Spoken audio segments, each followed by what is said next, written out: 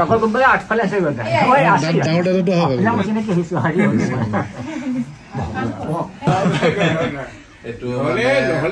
এইটো আমাৰ কাৰণে বহুত ডাঙৰ সন্মান আৰু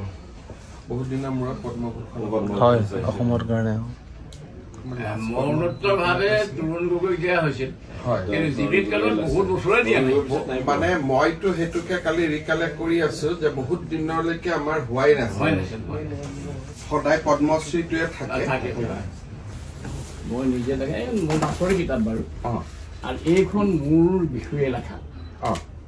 উদিন কলিতা বিশেষ মোৰ বিষয়ে মোৰ অলপ দেখাতটো কিন্তু অলপ বেলেগ ধৰণৰ